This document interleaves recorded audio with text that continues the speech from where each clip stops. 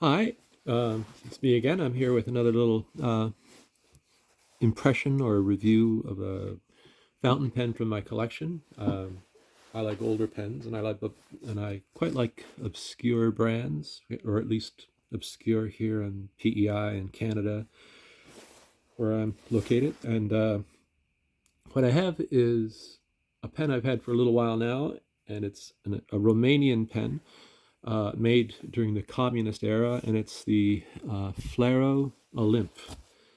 And as you can see, it's a black pen, which is probably quite common from that period. Plastic pen uh, looks like many other pens from the era. It has one odd thing about it. It sort of has mismatched trim. The clip doesn't match the cap band, and there's a few other little details like that within the pen.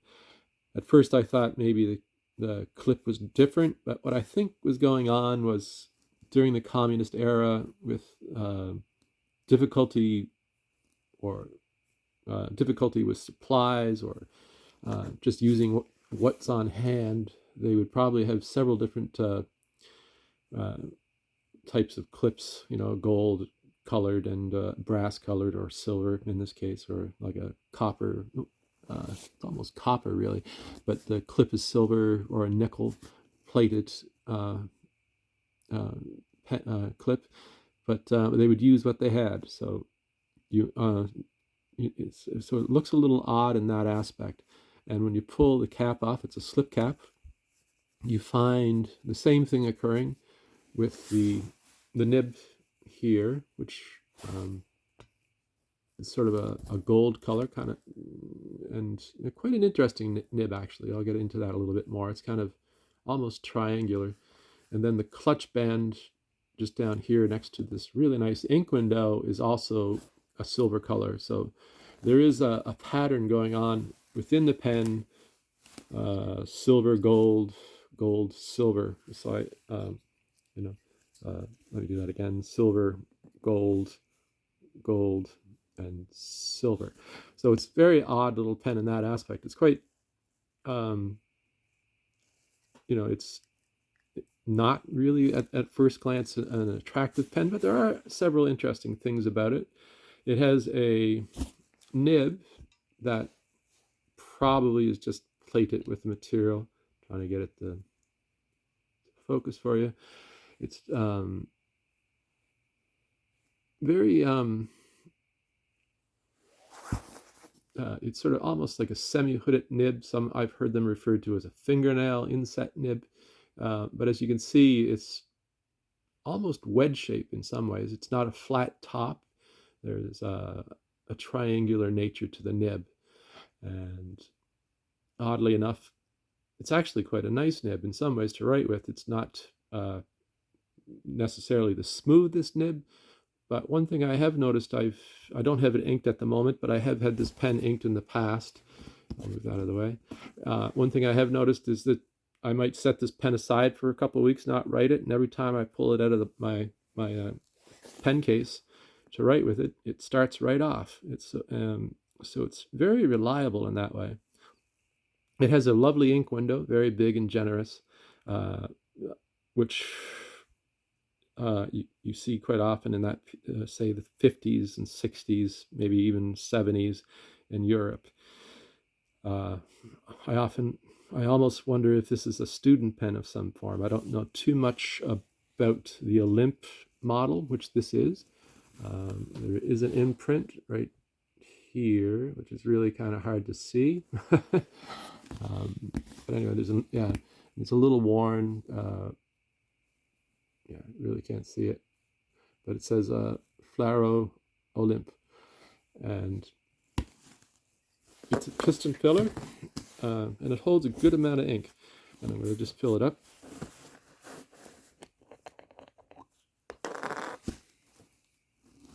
So you put it in, and like all piston fillers, you just turn the knob, and a little piston will drop down. You can see it here in a minute.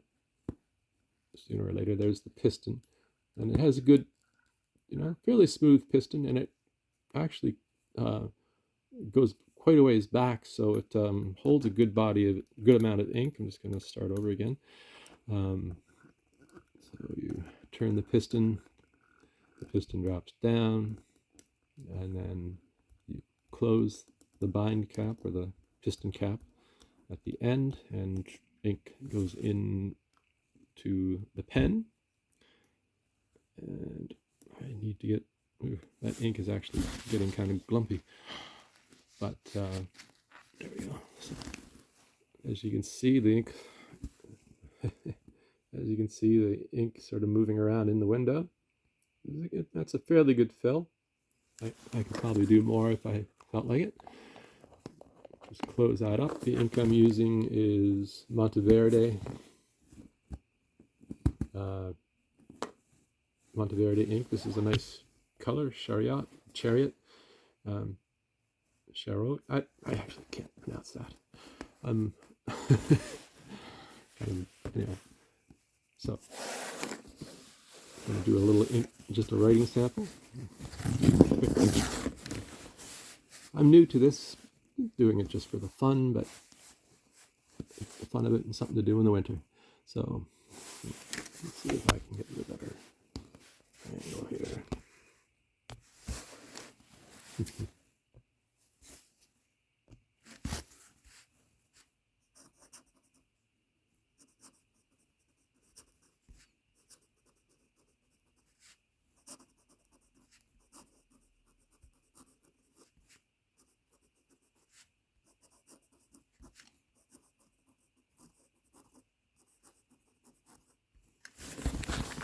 So yeah, it actually is, there's no variation in the line. It's not what I would call overly wet, but it doesn't skip. It never seems to have problems starting up. It holds a good amount of ink in the barrel. Never leaks, and for a pen of its age and history, it's actually quite well made. Quite well made for reliability. It's it is what it is. It's it's probably 50 years old or older, maybe, so this pen. And considering the materials on hand, they did a very good job making the pen. I believe Flaro is, I don't believe it exists anymore. I don't know too much about the history of the company, but I have seen other, this is the only one I have of this brand, but I have seen other ones on eBay, and they seem to have different, of course, different brand quality. They made student pens, they made more professional pens, higher quality. I don't think you ever see too many gold nibs, mostly because during the communist era, gold was controlled, and and if the pen became old, the nib would be reused. If the pen was damaged, the gold in the nib would be recycled. For size comparison, somebody mentioned I should do is, there's the pen there on this little stand. And this is it compared to, say, a Lamy Safari, and very similar lengths. The Safari is a bit wider, of course. The Safari is just a little bit bigger. But for all in all, it's not what I would say is necessarily a thin pen. It's comfortable in the hand. It holds up well. It's probably just a little thinner than, say, this Pilot Metropolitan. So anyway, that's my little introduction to the Flaro Olimp. It's a brand, actually, that I'm kind of interested in finding a few more examples over the next few years. I always kind of keep an eye out for something that looks interesting and catches my eye. And I think what really attracted me to this one was the shape of the nib. I had not come come across one like that before, and it was the first one in my collection to be of that shape. I have other inlaid nibs, and I have semi-hooded nibs, and I wonder sometimes if with the design, if they were copying a more expensive brand, say, you know, you see the design elements across different brands being borrowed or copied, and especially with some of these, more obscure pen makers.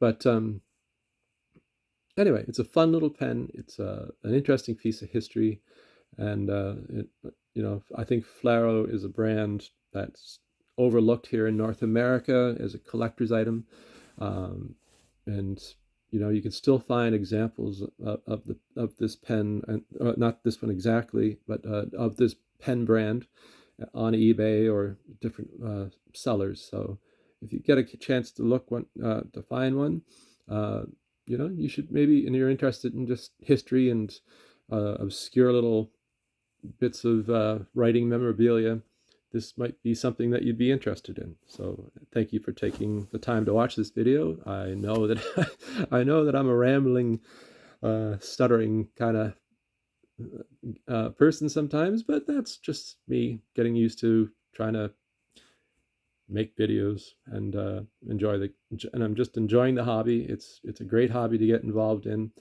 Uh, it's good for your it's writing letters and postcards and keeping a journal are all things that I would recommend people partake in.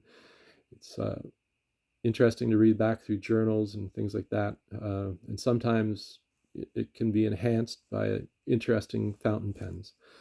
So anyway, I hope you all have a nice day, and thank you very much. Bye.